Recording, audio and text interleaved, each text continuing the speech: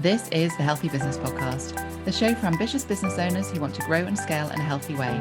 I'm Sarah Cook, and I'll be sharing with you tips, inspiration, and proven methods from leading business experts, entrepreneurs, and health and wellness professionals to help you grow your business with more income and having more impact, but in a way that works for you.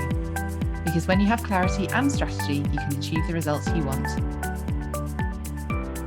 Hello and welcome to today's episode of the Healthy Business Podcast. I'm joined by the wonderful Janine McGee, who is a nutritional therapist specializing in women's hormones and women's health. And I'm so genuinely excited to bring Janine on today. She is amazing at what she does. She's helped me personally, and she's helped a lot of my clients as well. So I cannot wait to see where this conversation goes, because we all know that when we are at our optimal health within our personal space, then that's going to skyrocket our business results as well. So Janine, welcome to the show. Thank you for having me. I'm really excited to be here. Me too. I love chatting to you anyway about all of this stuff. And I know that we're going to have a really rich conversation. So More than likely. It's such an important topic that I think when we're business owners, and obviously you're a business owner as well, when we're striving so much for our business results, that can sometimes come at the expense of our health, but also recognizing that if we focus on ourselves, not just physical health, but the impact of stress and our hormones, and actually leaning into all of that, that can actually have a huge positive impact on the business results that we can create. They're not separate things, they're so intrinsic. So one of the questions that I ask all of my guests is what a healthy business means to you. And I can't wait to hear what you say with this one. So before I did what I do, I was in a very stressful job. I was unhappy, miserable, and I knew it needed to change. And now I'm in a job that I love, and that always makes me happy. I'm in a job that I've managed to work around family, which leaves me the time to do all of the things that I love. And as you know, that again for me is what a healthy business should be. And again, because of what I know, I managed to fuel myself properly to make sure that I have a healthy business. I love that. Yeah, it is. And I think that's that word fuel is a really important one. Of actually, it allows us to do all the things that we want to do inside our business and outside our business. And obviously, you being a nutritional therapist, it is all about the fuel that we are putting inside us to be able to create all the things that we are. How did you get into it? Let's start with your story first of all. How did you get into nutritional? Because I've always been interested, and I very nearly became a nutritionist myself. Wow. Yeah, I think it's such a fascinating space that we focus so much about the external parts of our body and what we can see, but actually nutrition is so important on the inside that we sometimes forget about it, or we know what we should be doing, but because we can't see it or the impact of it, we kind of put it to the bottom of the to-do list. Oh, 100%. So I actually worked in accounts before I became a nutritional therapist, so they couldn't be further apart. Very different. And I was so unhealthy. I had long-term chronic gut issues. I had severe anxiety to the point I was on medication. I pretty much spent about 6 to 8 months back and forth to the GP, and I was prescribed one pill after another, to the point I felt like I was rattling and nothing was really working. And every pill that they gave me just seemed to give me more symptoms that then needed something else to fix it. Yeah. And it got to the point where I was like, enough's enough. And I started, doing what I tell all of my clients not to do, and Googling. And I stumbled across nutritional therapy and how diet could essentially transform your health. And I started, one by one making changes, and it worked. And the clouds started lifting. The gut issues were significantly improving. The anxiety was, pretty much non-existent. And I was like, actually, I hate my job, and I've managed to change my life in just a few months. There's got to be other women out there like me. Yeah. I think I finally found my calling. And so I then went off to study at College of Naturopathic Medicine. And the rest is history. And, during the time whilst I was studying, I uncovered loads of additional problems that I genuinely wouldn't have known about had it not been for studying. And I've never looked back. And then I graduated when I was 8 months pregnant with my son, and thought this really is not the time to be starting a business. And our nutritional needs change when we're pregnant as well. So it's 100%. A whole load of different case studies to do in one. Yes. So I took that time out and then started properly practicing and setting the business up when he was about 1. And you've just skyrocketed. I mean, you are the way that you support people is amazing. I love supporting you and seeing that growth that you're achieving. But I think also the ripple effect that you are creating on women to feel healthier, be happier, get better business results. And you don't just work with businesswomen, but you definitely work with women who are juggling all the things. Yes. And I think that's, as all of us do, there's so many things that we are wearing hats for. And whether we're putting ourselves to the bottom of the list or whether we're just grabbing those quick high energy snacks just to keep us going through the day, that we feel like we're it is, it's this sort of survival mode rather than having the energy and thriving.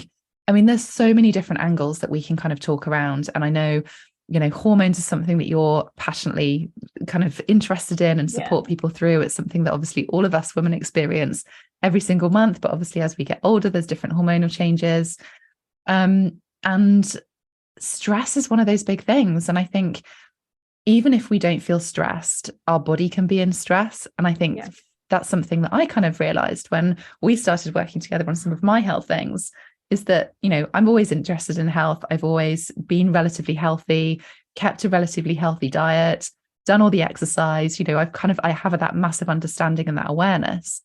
But there was stuff going on inside my body that we didn't even realize until we went through this awareness and analysis. And I think for me, that's fascinating. I knew there was something that wasn't quite right, but it wasn't until we did all of the different things that we needed to do to kind of look at things. So whilst I don't want this conversation to be at all patronizing or at all kind of judgmental, for me, it's about highlighting this conversation as to, even though sometimes you might be feeling like you're doing all the right things, if you don't have the energy that you feel like you should have, if you're not sleeping in the ways that you feel like you should do, if you're having monthly fluctuations that are causing a negative impact on you, if you're holding on to weight that you maybe didn't want to, chances are there's something going on inside you.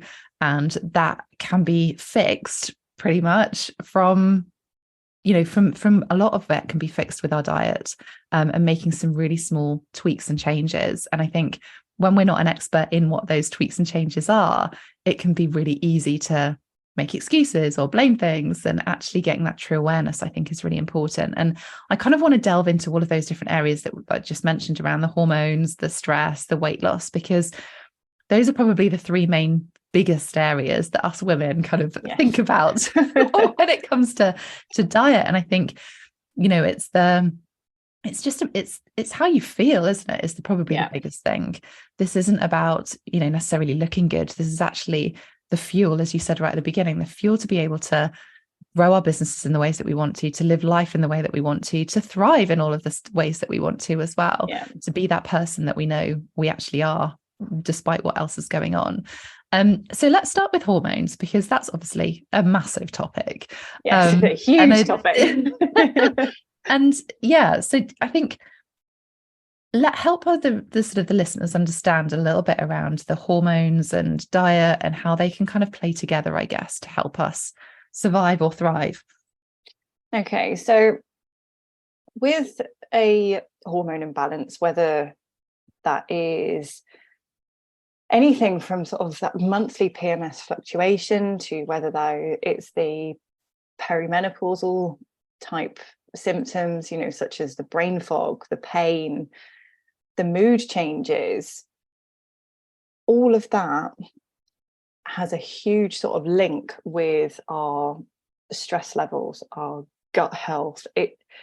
Everything in our body is all interlinked. And when something isn't quite right, whether that's because we are burning the candles at both ends, if we are needing that coffee or cup of tea to get us going in the morning, possibly again even needing another one, but then we're so wired by the end of the day that we're then needing that glass of wine to calm us down. All of that then builds up and leads to that sort of inflammatory hormonal issue that then comes out. And something that most people don't realize is that when it comes to changing hormones, it genuinely takes about 3 months to see results. Now, most people will embark on some form of diet that they've seen, and they will go, well, I've done this for 2 weeks and, I've still had PMS this month, or, I've still got the menopausal issues. It takes 3 months to produce a healthy egg. So everything that you are currently dealing with is from 3 months ago. And it's only when we get 3 months down the line that you can really see those positive changes when it comes to hormone health.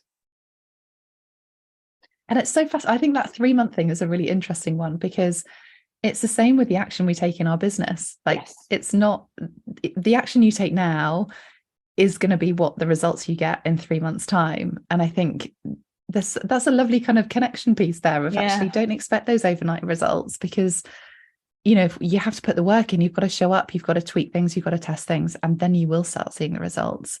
And similar with diet, we're not making the changes to then go back to the old ways of doing things. You're doing them to then create that new platform to then be able to grow from there as well.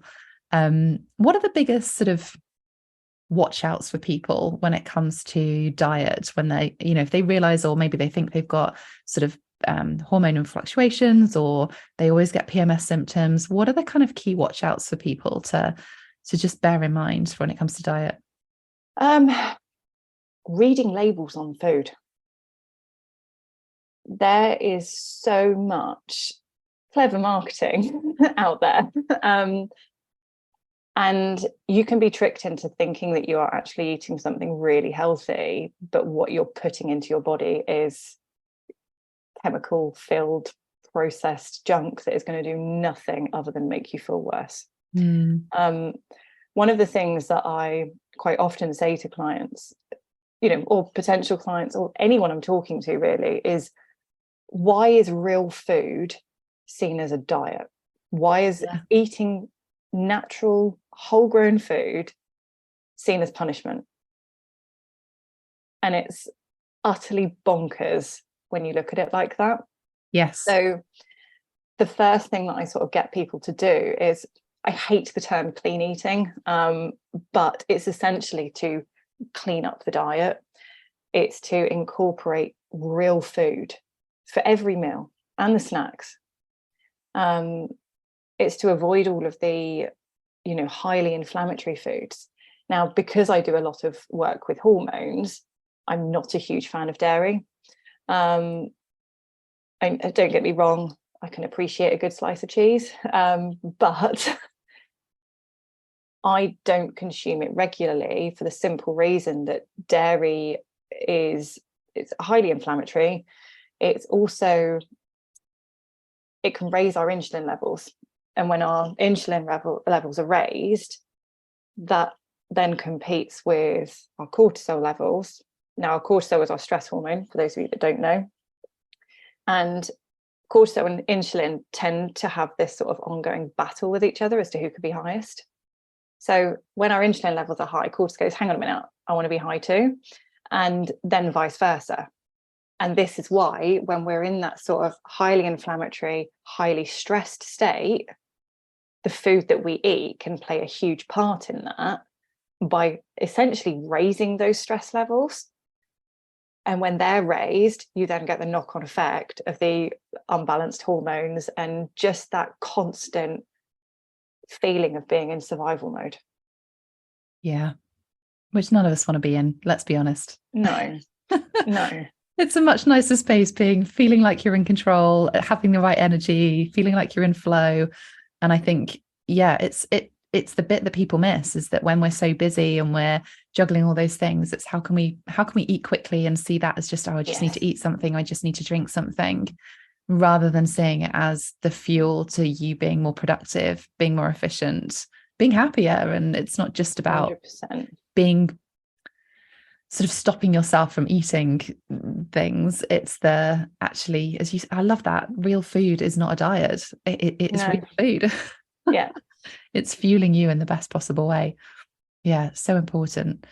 What are the, and I'm going to use this phrase because it's the thing that people are often looking for, even though we've just spoken about the fact that it's not an overnight thing, but what are the kind of quick wins that people can make, like the quick changes or the quick obvious things of just, if people are listening to this and going, oh my goodness, it just sounds hard, of course I want all of those things, but actually it just feels hard. What are your kind of suggestions to make things feel a little bit easier, or to start from making those little changes, those tweaks? Protein with every meal. Absolute game changer. Very few of us eat enough protein. Now, to put it into perspective, we need roughly 1.5 grams of protein per kilogram of body weight per day. Now, if you're, and again, no judgment whatsoever, you will never get any judgment from me. And if you knew my diet before I started this, you would laugh. When we're sort of starting the day with a slice of toast with some jam on, or we're having a bowl of cereal, there is zero protein in that. So again, going back to sort of the explaining of it all, when we're starting our day with no protein, we're then spiking our insulin levels.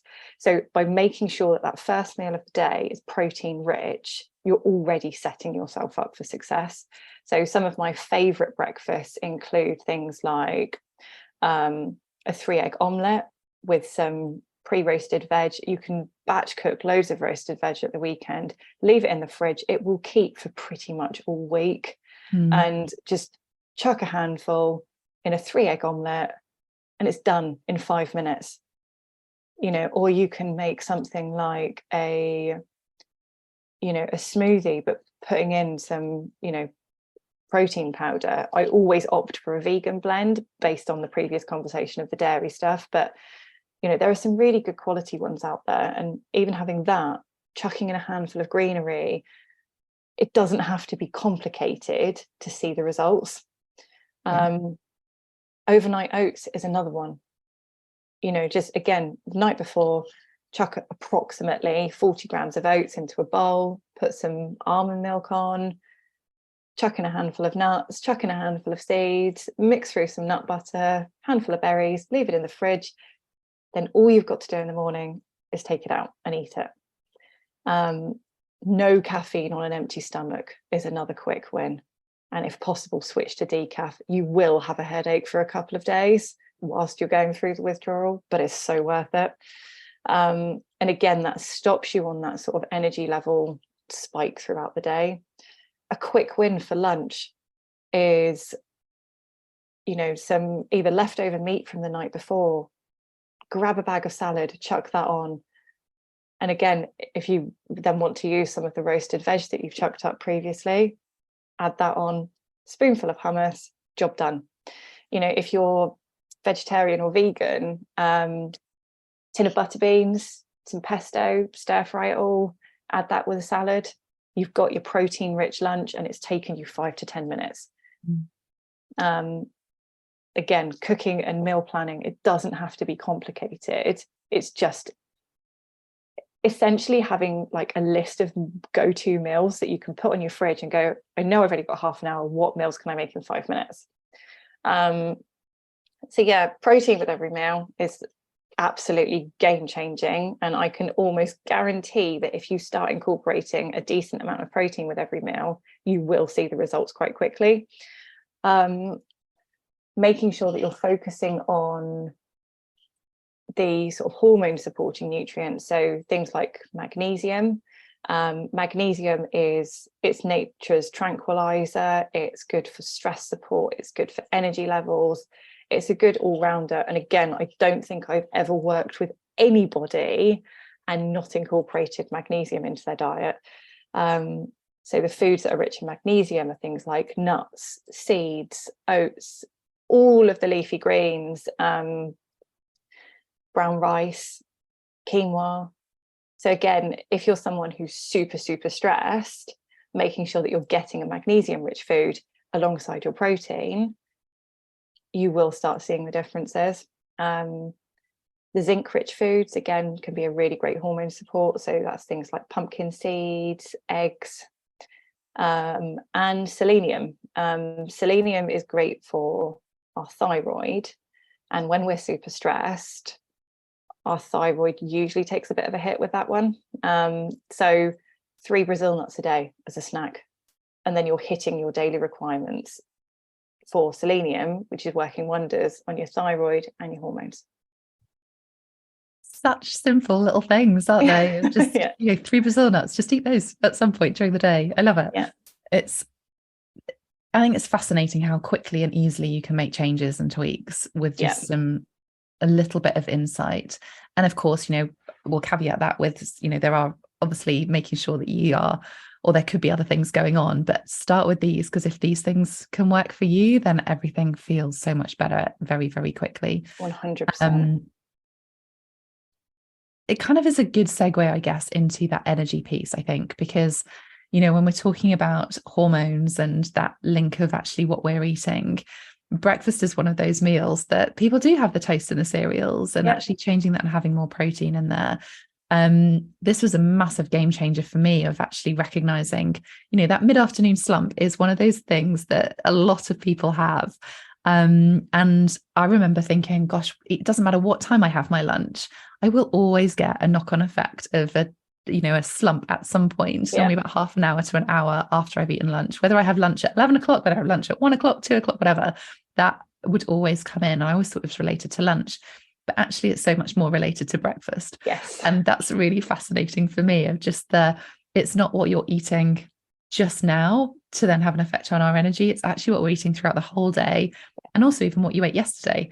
So talk to me a little bit about energy, because I think, again, there's some huge myths around that, and where, people reach for the caffeine, as we just said, or they reach for that sort of sugary snack, that mid-afternoon sugary snack, especially if you've got, you're doing the school run and the kids are hungry, they've got a snack, you're like, oh, I'll just have a bit of theirs or whatever. It's so easily done, isn't it? Oh, yeah, absolutely. But again, if we don't start our day right, we're already on that cortisol energy roller coaster before we've even done anything. And again, if we don't get the cortisol levels exactly where we want them at the start of the day, they won't be where you want them at 3 o'clock. Now, the things that can impact our cortisol levels is not having the protein in the morning. So again, I can't stress it enough: protein, and making sure that you're doing that. If you're someone who is constantly feeling like you've got that sort of 3 o'clock slump, and we've all been there, again, there is a totally non-judgmental impact from me, but get rid of the caffeine. Again, especially if you are someone that is relying on 3 or 4 cups a day. Losing that first thing will 100% make a difference to you having that 3 o'clock slump. Probably not for the first couple of days, and you'll be sitting there thinking, why on earth did she tell me to do this? I feel like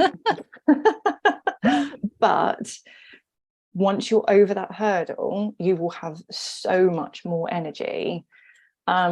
Another thing that you can do to, again, impact that sort of blood sugar spike of having those sort of mid-afternoon cravings is to actually go for a brisk 5 to 10 minute walk after you've eaten. So that impacts the spike of our blood sugar, and it can totally minimize doing that by going on. It doesn't have to be long, it can literally be 5 minutes. And again, by doing that, getting some fresh air, especially if you're someone who works from home and you're stuck indoors all day, that 5 minutes of fresh air after each meal can, again, make a huge difference.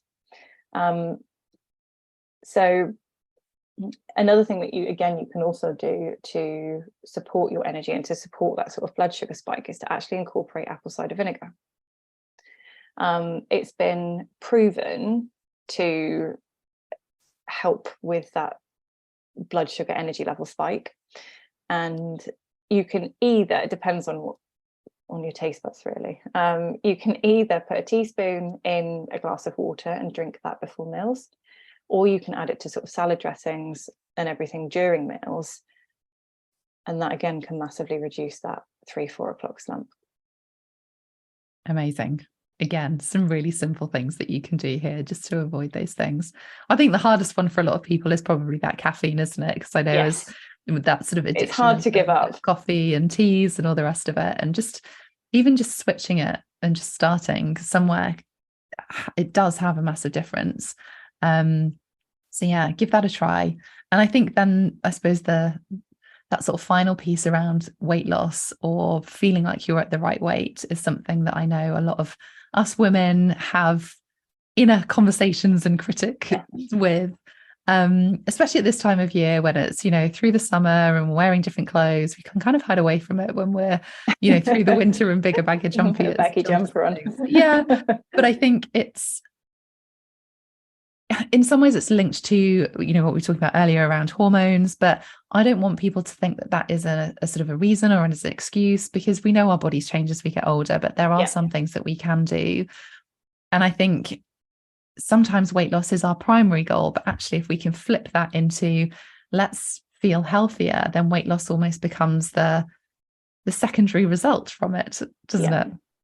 Yeah. And I find most of my clients come to me because whenever I work with someone, I always get them to list 2 or 3 reasons as to why they want to work with me, basically.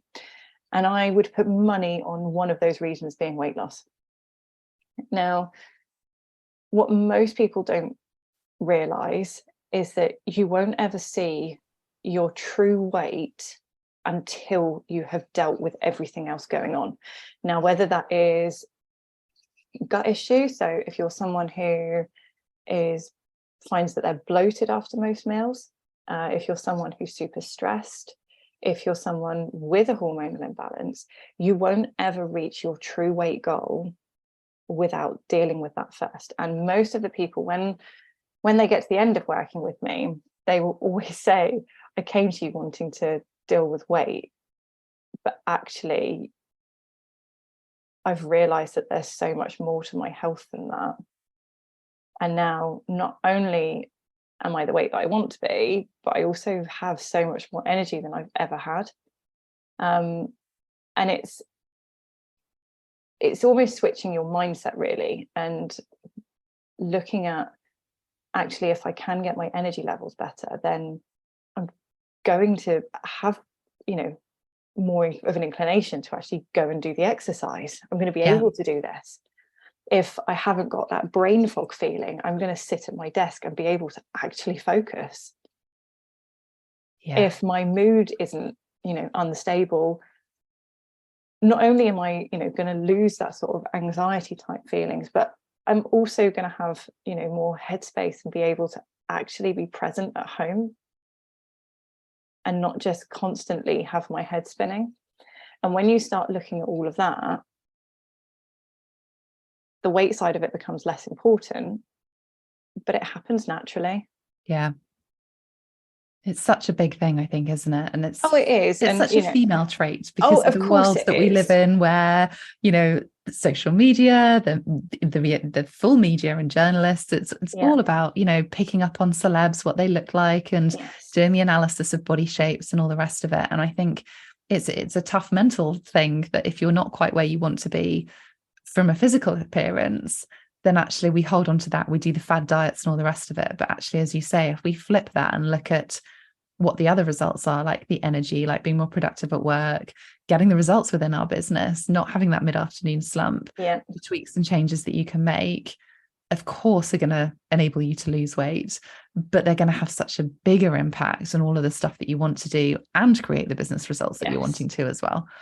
Yeah. And that's it. It's looking at your overall life, not just what you look like in the mirror. Yeah. And it's hard to judge ourselves, right? Like, let's be Oh, honest. of course it We're is. women. Of course We it stand on the is. scales, we look in the mirror, we have friends who are all different shapes and sizes. Yeah. You know, we may have had children and our body shapes have changed, and or hit, menopause, and again, body shapes change again. And I think it's holding on to the why do you want to do that, and what does that enable you to have, rather than that just pure sort of physical side of things. And that can be a really great reason to make some changes. But I think for me, it's about not heading to burnout, of actually thriving rather than surviving. And being, if you're ambitious within business, it's actually looking at that integration of how can you enable your business to grow. And so much of this comes down to what we've been talking about today, and how we can actually fuel ourselves.